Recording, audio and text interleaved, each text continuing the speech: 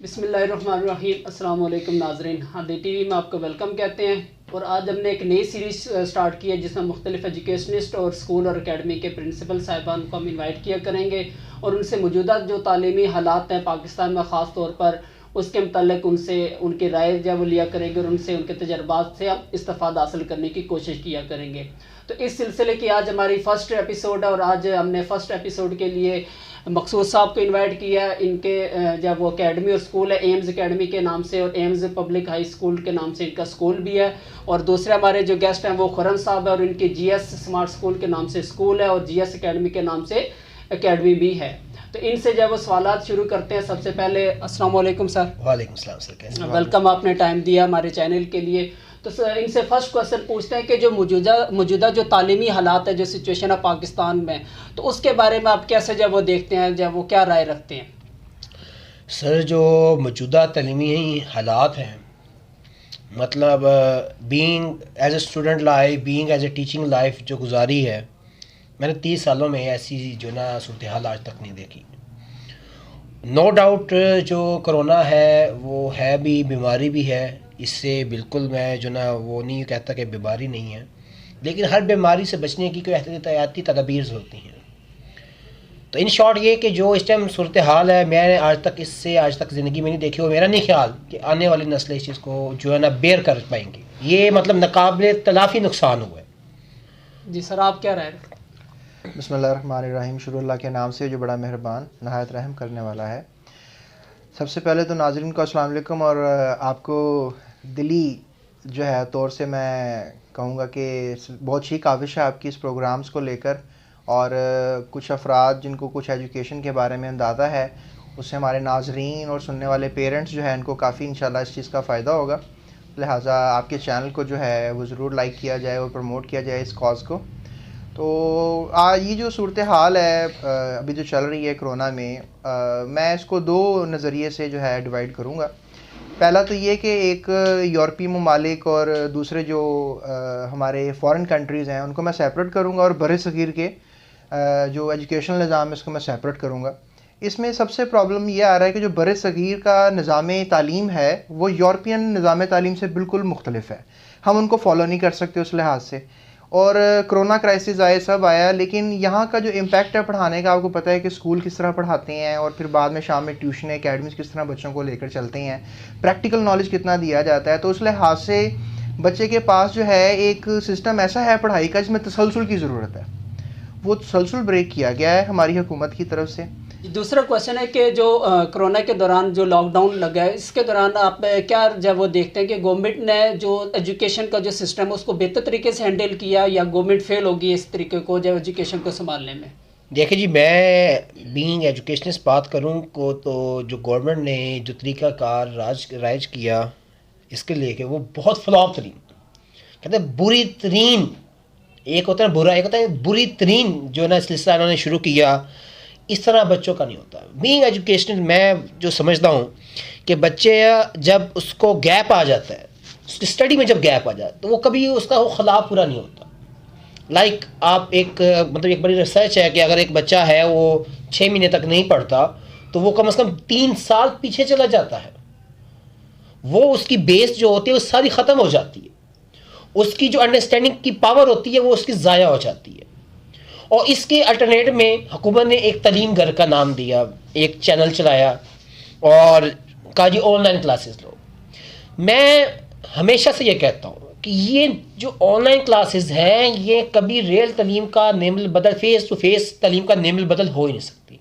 ये दुनिया जहाँ मानती है कि टीचर के बगैर टीचिंग पॉसिबल नहीं है। ये सिर्फ टीचर ने पढ़ाना नहीं होता, एक ह्यूमन इंटरेक्ट होता है, एक क्लास का डिसिप्लिन, एक क्लास का माहौल होता है।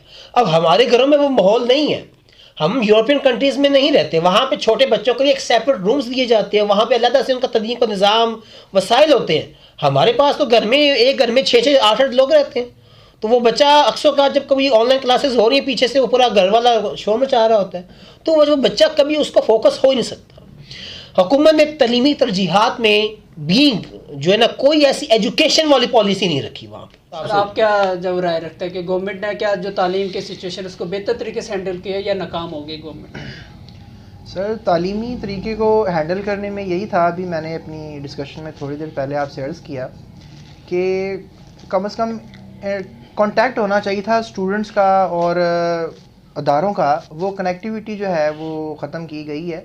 ऑनलाइन ठीक है, आने वाला दौर हम टेक्नोलॉजी का देख रहे हैं, आने वाले दौर में इंशाल्लाह टेक्नोलॉजी को ही मद्देनज़र रखा जाएगा, टेक्नोलॉजी के फ़ायदे उठाए जाएंगे, तालीमी इदारों में टेक्नोलॉजी को लेकर आया जाएगा। मैं ऑनलाइन से इतना तो नहीं, मतलब इसी मैच्योर लेवल के लिए ऑनलाइन किसी हद तक कामयाब है, यूनिवर्सिटी गोइंग स्टूडेंट चलें कर लेता है ऑनलाइन। लेकिन जो बच्चे अभी बेचारे इतना नहीं पता कि मोबाइल की एप्लीकेशन इंस्टॉल कैसे करते हैं, उनको ऑनलाइन का कैसे अंदाज़ा होगा। तो मैं इस लिहाज से थोड़ा सा ये जो तालीमी इक़दाम है, वैसे हुकूमत ने कोई ऑनलाइन की तरफ गई नहीं, हुकूमत ने कोई होमवर्क्स वगैरह दिए हैं सरकारी स्कूलों ने और स्मार्ट सिलेबसेस वगैरह दिए हैं होमवर्क की शक्ल में, तो वो तो इनफ नहीं है मेरे ख्याल से। तो उसमें मैं ये कहूँगा इक़दाम हुकूमत को यही करना चाहिए था कि कनेक्टिविटी थोड़ी रखनी चाहिए थी। नेक्स्ट क्वेश्चन है कि चूँकि आप एजुकेशनिस्ट हैं और आप स्कूल और अकेडमी भी चलाते हैं और स्पेशल आप अकेडमीज़ आपके केवल इस्टेब्लिश इदारे हैं दोनों साहिबान के, तो अकेडमीज़ को इस सिचुएशन में क्या नुकसान होते हैं, उनको क्या मसाइल दरपेश हैं? स्कूल का थोड़ा सा सिनेरियो डिफरेंट होता है, कॉलेजेस का डिफरेंट होता है, अकेडमीज़ को आप क्या जाए वो कैसे क्या मसाइल दरपेश हैं? बिल्कुल आप सही कह रहे हैं। स्कूल्स में बच्चा बाउंड होता है 1 साल के लिए, 1 सेशन ईयर के लिए। अकेडमीज़ में हमारा ये कॉन्सेप्ट नहीं है।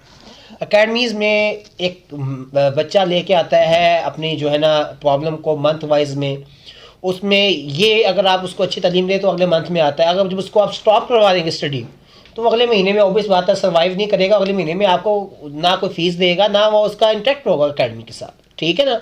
तो अकेडमी तो बिल्कुल बंद होगी, 2 महीने के लिए खुली फिर बंद होगी, ठीक है ना। हम अकेडमीज़ लेवल पे ऑनलाइन स्टडी को मतलब नहीं प्रमोट उस तरह कर सकते, क्योंकि स्कूल में तो एक फिक्स होता है ना, सेशन एक लिए बच्चा होता है, आपको पता है यार सेशन है यार, इसको हमने प्रॉपर लेके चलना है। अकेडमीज़ में तो न्यू एडमिशन, न्यू इंक्वायरीज भी आ रही होती हैं और पुरानी कुछ बच्चे स्किप भी हो रहे होते हैं डिफरेंट, तो आप उनको कैसे मतलब लेके चलें।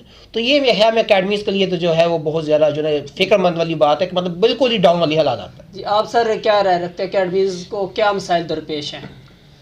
सर देखें, आप सब माशाल्लाह बाशऊर हैं, पेरेंट्स भी बाशऊर हैं, इन सबको पता है, हम सबको पता है कि जो एक मज़दूर होता है उसको मज़दूरी के बाद उजरत मिलती है, वो किसी का बाउंड नहीं होता, कल किसी और जगह पे जाके काम कर सकता है, परसों कहीं और जाके।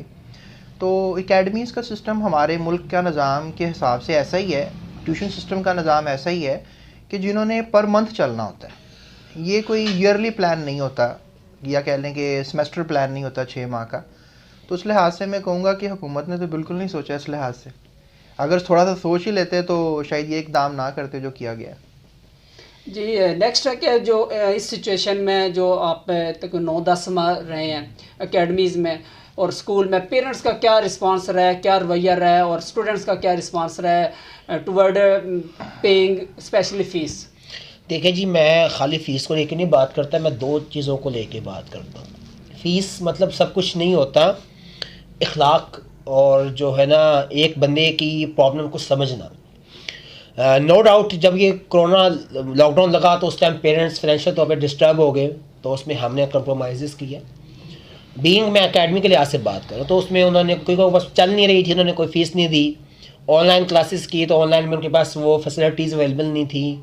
वो एक जो 12,000 13,000 जो 1,000 रुपये दिहाड़ी पे मजदूर में काम करता है, वो अपने बच्चों को एंड्रॉयड फ़ोन्स कैसे लेके दें, वो नेट के एक्सपेंस कैसे बेयर करें, ठीक है। तो एक तो ये कि वो फ़ीस को लेके बिहेवियर वाइज कुछ लोग ऐसे हैं जो पढ़े लिखे हैं हमारे यहाँ और वो जो तालीम की अहमियत को समझते हैं, उसमें वो पढ़े लिखे भी आते, कुछ अनपढ़ लोग भी आ जाते हैं, लेकिन वो तालीम की अहमियत को समझते हैं। यकीन माने वो उस टाइम में जब एकेडमी ऑफ थी वो फ़ीस पे कर रहे थे कि ताकि इदारा कायम रहे, उनके टीचर्स, उनको अपने टीचर से प्यार है, उनको अपने टीचर से लगाव है, उनका टीचर जिस तरह उनके अपने घर में है। तो मुझे एक पेरेंट्स बात की कि सर मेरे आज जो है ना हस्बैंड ने ये 2,000 रुपये की दिहाड़ी ली है, ये 1,000 रुपये मैं आपको दे के जा रही हूँ, मैं 1,000 रुपये आपको रख रही हूँ। मैंने कहा नहीं बाद में देना। कहा नहीं सर, ये जिस तरह मेरा घर है इस तरह आपका भी घर है। तो ये चीज़ मेरे माइंड को बड़ी क्लिक हुई और यकीन माने वो कोई पढ़ी लिखी नहीं, वो एक किसी के घर में काम करने वाली लोग, ठीक है ना। तो ये एक सिनेरियो। दूसरा फीसिस, ऑब्वियस बात है कुछ ऐसे भी हैं जो कि ये बात स्टेट फ्रॉम अच्छा बच्चे आ नहीं रहते, फीसा क्यों दिए, जब आ नहीं रहते फीसा क्यों दिए, मतलब एक बड़ा सा जवाब है। स्कूल में तो बाउंड होता है, अकेडमीज में बच्चा बाउंड नहीं होता। वो कहता है जी आया नहीं है तो फिर फीस किस चीज़ की दे, बात खत्म होगी। तो उसके लिहाज से फिर जो टीचर है वो उसके लिहाज से मैनेजमेंट है, बिल्डिंग है, रेंट है, एक्सपेंस है, ठीक है ना। कुछ कहेंगे जी बिजली के बिल नहीं आए, मैं कहता हूँ कि ये बिजली के बिल भी आए, ठीक है जी, वो मतलब 19-20 का फ़र्क होता है। इदारे में आके अपनी वर्किंग करनी होती है, ऑनलाइन क्लासेस या कोई ना कोई एक अल्टरनेट मेथड तो लगाना होता है ना, तो बेसिक एक्सपेंस तो कभी ख़त्म नहीं होते। आपका कैसा एक्सपीरियंस रहा वालिदैन की तरफ से और स्टूडेंट्स की तरफ से ड्यूरिंग लॉकडाउन? मेरा तो मेरी एजुकेशन को लेकर सबसे बड़ा एक्सपीरियंस है बायोलॉजिकली स्पीकिंग। तो इसमें यह है कि नेचर प्लेज़ आ इम्पोर्टेंट रोल। नेचर में ये है कि आपको पता है कि बवक्त ज़रूरत जो है वो चीज़ें पूरी की जाती हैं। तो एज अ होल कोई 1-2 केसेस होते हैं, लोग सपोर्टिव भी होते हैं। तो I was handling more than 250 parents. तो उसमें से बिलीव इट और नॉट 6 महीनों में not even a single handedly parents ने मुझे फीडबैक दिया। ये ऐसा ही है, फिर मैं वही बात करूँगा कि आप किसी का काम कर रहे हैं तो आपको कोई पे कर रहा है, चाहे वो स्कूल है, चाहे एकेडमी, चाहे ट्यूशन है।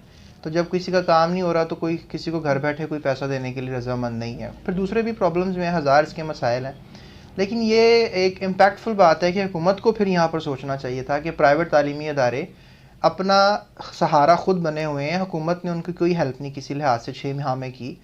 तो पेरेंट्स ने तो बिल्कुल भी किसी लिहाज से जो है सपोर्टिंग का रोल अदा नहीं किया। वैसे कोई 50% पेरेंट्स तो वैसे ही प्राइवेट तालीमी इदारों को माफिया का नाम देते हैं। मैं भी इसमें नाज़रीन कुछ ऐड करना चाहूँगा कि वो पेरेंट्स ख़ास तौर पर, जैसे सर ने बात की कि एकेडमी का जो कंसेप्ट होता है वो डेली वेजेस वाला होता है कि बच्चे आएंगे तो फीस या वो पे करेंगे, लेकिन स्टूडेंट्स आएँ या ना आएँ, जो बिल्डिंग का रेंट होता है, जो बिल्स होते हैं, उन्हें पे करना होता है। और जो टीचर पढ़ा रहे होते हैं उनका हक बनता है कि उनको सैलरी पे की जानी चाहिए, क्योंकि उनके एक्सपेंसेस कभी जब वो ख़त्म नहीं होते। जो प्रिंसिपल, जो मालकान होते हैं, जो मैनेजमेंट होती है, जो गार्ड होते हैं, जो आया होती हैं, उनके खर्चे ख़त्म नहीं होते, चाहे इदारा बंद हो या चलता हो। तो उन पेरेंट्स ने जिन्होंने जब वो स्टूडेंट्स ना आने के बावजूद फीसिस पे की अकेडमीज़ में, ख़ास तौर पर मैं अपनी तरफ से भी उनका शुक्रिया अदा करता हूँ और ऐसे पेरेंट्स को सल्यूट पेश करता हूँ कि वाकई जब ये एटलीस्ट किसी दूसरे की प्रॉब्लम को समझने वाले तो होने चाहिए। कुछ ऐसे ही पेरेंट्स हैं ना अफोर्ड करने के बावजूद उन्होंने पे किया, और कुछ ऐसे भी पेरेंट्स होते हैं जो पे करने की कैपेसिटी रखते हैं, लेकिन उनका, जैसे सर ने कहा, कि सीधा सा जवाब होता है कि बच्चे नहीं आ रहे तो फीस क्यों दें। लेकिन उनको उनके जो बच्चों के टीचर्स हैं उनके बारे में ज़रूर एटलीस्ट सोचना तो चाहिए कि उनका निज़ाम कैसे चल रहा होगा। ये नेक्स्ट क्वेश्चन है कि जो 8 से 9 माह का अरसा गुजर गया है, जो स्टूडेंट है वो तालीम से दूर हैं, तो दोबारा उनको उसी ट्रैक पे लाने के लिए, उनकी तैयारी वैसी करवाने के लिए अकेडमीज़ को या स्कूल्स को या जो तालीमी इदारे, उनको कितने की मेहनत वो दरकार होगी? क्या ये मुमकिन है कि वो बच्चे दोबारा ट्रैक पे आ सकेंगे? देखिए जी, मैंने आपको इससे पहले भी अर्ज़ किया था कि जब एक बच्चा डी ट्रैक हो जाता है ना, कम से कम भी 2-3-4-6 महीने के लिए, तो कम से कम 2 साल पीछे चला जाता है। आपको पता है यूजुअली अकेडमीज़ डील कर रही होती है बोर्ड क्लासेस को, बड़ी हाई लेवल की क्लासेस को। ज़्यादा कंसर्न अकेडमीज़ का इन्हीं क्लासेस को होता है। तो बोर्ड का जो बच्चा है वो, उसको कम से कम भी प्रॉपर 8 महीने से 10 महीने का टाइम रिक्वायर होता है प्रॉपर पढ़ने, उसको रिवाइज़ करने, प्रॉपर उसका टेस्ट सेशन देने, उसको फिर रिवाइज़ करने, ठीक है। मतलब एक बार पढ़ा के आप कहें कि जी बच्चे को समझ आ गई और उसने बिल्कुल अंडरस्टैंड कर लिया, उसको बिल्कुल एक्सेस हो गया, तो ऐसा नहीं होता। तो मिनिमम टाइम इतना 8 to 10 मंथ का होता है। अब इन्होंने 2 महीने के लिए खोले, आगे फिर बंद कर दिए, तो मेरे ख्याल में मज़ीद कम से कम भी 6 महीने तो 7 महीने मिलने चाहिए, ताकि इनका हम स्टडी लॉस को दोबारा ट्रैक में लेके आए। 100% नहीं होगा, 80 to 90% इसको हम कवर अप कर सकते हैं। जी, आप क्या राय रखते हैं, कितना मुश्किल होगा बच्चों को दोबारा वैसे उसी लेवल पे लाना? ये बात तो बड़ी आसानी से समझी जा सकती है, इसमें कोई ऐसा रॉकेट साइंस नहीं है। स्टूडेंट्स जो हैं इनके साथ क्या होता है कि आप इनको चला रहे होते हैं तो तसलसल में ले आते हैं, फिर अगर स्लो डाउन आ जाता है तो इसमें आपने इनको रोक दिया है, उसके बाद दोबारा चलाना उस तसलसल के साथ पॉसिबल नहीं होता। अब दोबारा तेज़ करने के लिए फिर टाइम दरकार होता है, फिर वो टाइम लगता है, फिर तसलसल में जाते हैं, फिर आप स्लो डाउन में लाते हैं फिर। तो इसमें ना मैं नाजरीन को एक बात इंपॉर्टेंट जो बताना चाहूँगा वो ये है कि जब कोरोना जब शुरू हुआ था, सेशन शुरू हुए थे, तो 3 चीज़ें होती हैं जब हम किसी भी किस्म की तालीम को सीखते हैं। उसमें पहली चीज़ नॉलेज होती है, दूसरी चीज़ उसमें अंडरस्टैंडिंग होती है, तीसरी चीज़ उसमें फिर उसका एप्लीकेशन होता है, इस्तेमाल होता है। तो बच्चे क्या करते हैं कि अपने कोई 80% टाइम को जब तालीमी का सेशन होता है तो वो नॉलेज को लेते हैं, फिर डेफिनेटली उस्ताद काविश कर रहे होते हैं, अंडरस्टैंडिंग की तरफ जा रहे होते हैं, और फिर आखिर में जब पेपरों तक वो पहुंचते हैं, तैयारी मुकम्मल कर लेते हैं, फिर उनको समझ में आती है कि इनका जो हमने पढ़ा है इनका क्या क्या इस्तेमाल है। तो मेरा ख्याल है कि नॉलेज को भी प्रॉपर टाइम नहीं दिया गया, तो अंडरस्टैंडिंग और एप्लीकेशन तो दूर तक रह गई। फर्स्ट स्टेज ही पूरी नहीं हुई तो बाकी तो सफ़र करेंगे लास्ट। हाँ, ये मैं आपको इसमें ब्रीफ करूँगा। जी, लास्ट क्वेश्चन आपसे पूछेंगे कि स्टूडेंट्स और वालिदैन को आप क्या मशवरा देना चाहेंगे कि इस दौरान वो किस तरह से अपनी तैयारी से जुड़े रहे, अपनी जब एटलीस्ट कुछ ना कुछ जब वो तैयारी करते रहे, ताकि स्टूडेंट जो हमारी वीडियो देख रहे हैं उनके लिए कोई रहनुमाई हो जाए। असल में मैं ज़ाती तौर पर समझता हूँ कि स्टूडेंट्स को अपना इदारों के साथ जुड़ा रहना बहुत ज़रूरी है, स्टडी के साथ जुड़ा रहना बहुत ज़रूरी है।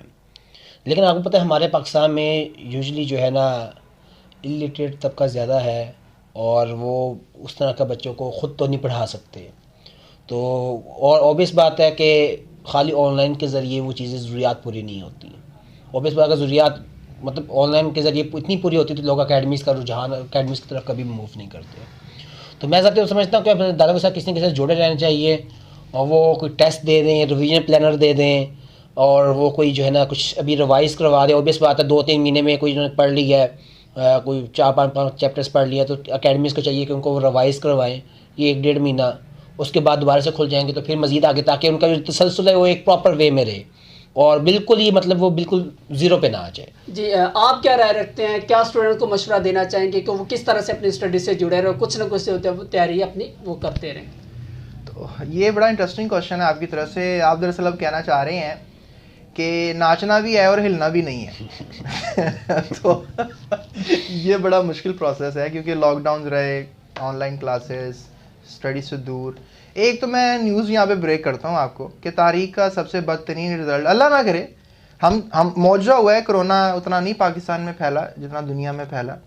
हम मौजाती कौम है, इंडिया में भी मौजे होते हैं बहुत ज़्यादा, और वहाँ पे तो आपको पता है मकातिब फ़िक्र के लोग कुछ और सेंस रखते हैं, यहाँ पर माशाल्लाह लोगों की सेंसेशन कुछ और है बांग्लादेश में। तो कहना मैं बस आपसे यही चाहूँगा कि मौजा होगा तो समझ लें कि रिज़ल्ट अच्छा आ जाए, वरना मेरे नज़रिए में बीइंग अ प्रोफेशनल पर्सन, मार्च से लेकर मार्च तक का जो सेशन है ये डिज़ास्ट्रस है, बिकॉज इसमें लर्निंग नहीं है, वही बात, इसमें कोई नॉलेज नहीं है, कोई अंडरस्टैंडिंग नहीं है, एप्लीकेशन का दूर दूर तक कोई ताल्लुक़ नहीं है। तो बच्चों को अब ईज़ भी पैदा करेंगे, हमारे जो बुज़ुर्गान बैठे हुए हैं बोर्ड में, कमेटीज़ बनाई हुई हैं जिन्होंने, जो बोर्ड एग्ज़ाम करते हैं, वो इनके लिए ईज़ पैदा करेंगे। कोई MCQs का ऑप्शन ले आएंगे, कोई शॉर्ट क्वेश्चन का कम कर देंगे, कोई लॉन्ग क्वेश्चन को ईजी करेंगे, कोई तरीक़ाकार इख्तियार करेंगे कि जिसमें जिस तरह पहले तो ये हुआ ना कि अगर आपने पास हैं जी, आपने अगर पढ़ लिया तो आप पास हैं। तो पहले तो खुशखबरी स्टूडेंट्स को ये है कि अगर आपने रजिस्ट्रेशन करा लिए तो आप पास हैं। पहली तो खुशखबरी ये बच्चों को बता दें आप कि पास हैं। अगर कोई लालच बीच में आ जाए, कोई बैड सेंसेशन बीच में आ जाए, तो फिर ये सोचा जा सकता है, जैसे अभी सप्ली के पेपर नहीं हो सके क्योंकि 9 ने पेपर नहीं दिया, सप्ली के पेपर बजट नहीं आया गवर्नमेंट को, उसका जो बोर्ड्स को बजट नहीं गया, तो वो बजट पूरा तो करना है ना, पैसे तो मनी इन द बैंक तो होनी चाहिए ना। उसके लिए हो सकता है स्टूडेंट्स की कोई कुर्बानी की, अगर मुझे कोई दाना आदमी सुन रहा है यहाँ पे, मेरा मैसेज मेरे तक वहाँ तक हो सकता है पहुँच रहा हो, तो वहाँ पे स्टूडेंट्स को कॉम्प्रोमाइज़ किया जा सकता है। वहाँ पे अब देखें, अगर आप लेट्स से बात हुई IBCC में, जो इंटर्न बोर्ड चेयरमैन कमेटी थी जो इस्लामाबाद में हुई मीटिंग, उसमें उन्होंने बात की कि MCQs कर दें। तो आपका क्या ख्याल है कि जब हमने 17वें स्केल की सिलेक्शन करवानी है अपनी, तो हम क्या देते हैं, जाके MCQs देते हैं, और अगर कोई लाखों का मजमा वहाँ टेस्ट देने आता तो पास कितने होते हैं उसके अंदर MCQs में? तो पहले तो वो IBCC ये सोचे ना कि MCQs में पास कितने बच्चे करेंगे अगर आप MCQs दे रहे हैं, चाहे बेशक आप ये पूछ रहे हैं कि अल्फ़ाबेट्स कितने होते हैं ABC के अंदर, सोचने वाली बात है। तो पहले तो गिफ्ट ये है कि बच्चे वैसे ही पास हैं, ये बड़ा बदतरीन सेशन था। और दूसरी बात ये है कि आई होप कि कोई स्ट्रेटजी ये आप डरा रहे हैं, ये उनको खुशखबरी दे रहे हैं कि उनको मतलब वो नहीं, मैं खुशखबरी भी देना चाह रहा हूँ अगर हम ईजी रहे। अगर हम थोड़े से टफ हो गए, ज़रा मैं बताया था ग्रीडीनेस आ गई कोई बोर्ड्स के अंदर, तो बच्चों को फेल करने की पॉलिसी हुई कि अगले साल फिर मेंटेन करेंगे इसको, तो फिर बच्चों की कुर्बानी भी हो सकती है। अभी चीज़ें कश्मकश में है। मैं थोड़ी सी इख्तलाफी राय रखता हूँ सरखुरम से, क्योंकि मैं तो स्टूडेंट्स को कभी जो है वो ये नहीं कहूँगा कि आप समझे पास हो गए, क्योंकि हमारी कौम तो वैसे ही बहुत सेल्फ पसंद है। तो बेटा, आप ख़ास तौर पर स्टूडेंट के लिए मेरा मशवरा है, आप चाहे पास आउट भी हो जाएं, लेकिन जो आपको प्रैक्टिकल लाइफ में जाके जो नॉलेज की ज़रूरत होगी ना, उसके लिए आपको बेटा पढ़ना पड़ेगा। जो आपने सिलेबस कवर कर लिया है वो आप अपना खुद एक टाइम टेबल सेट करें और खुद उसको आप पढ़ें, क्योंकि ज़िंदगी सिर्फ और सिर्फ आपने गुजारनी है, ना मैं आपके साथ हूँगा, ना आपके टीचर साथ होंगे, ना आपके पेरेंट्स आपके साथ होंगे। अगर आप पढ़ लेंगे, नॉलेज गेन कर लेंगे, तो कल जब आप हमारी स्टेज पे होंगे तो आपको बेनिफिट होगा। पास तो आप हो जाएंगे, लेकिन जब आप जॉब के लिए जाएंगे, आपके पास नॉलेज नहीं होगा, तो फिर आपको जब ये टाइम याद आएगा। इसलिए मेरा मशवरा है कि आप पढ़ते रहें, तैयारी करते रहें। जी नाज़रीन, ये थी हमारी आज की वीडियो, जिसमें हमने एजुकेशन से रिलेटेड कुछ जो प्रॉब्लम थी वो डिस्कस करने की कोशिश की है, उन पर रोशनी डालने की कोशिश की है। उम्मीद करते हैं आपको ये वीडियो अच्छी लगी होगी, और आप मज़ीद इस तरह के वीडियोस देखना चाहते हैं और कोई आपके माइंड में क्वेश्चन हो तो हमें कमेंट सेक्शन में लाजमी पूछेगा। अगली एपिसोड में हमारे जो भी गेस्ट होंगे हम उनसे वो क्वेश्चन लाजमी पूछेंगे। शुक्रिया, अल्लाह हाफिज़। सर आपके आने का शुक्रिया, आपका भी शुक्रिया। Thank you so much.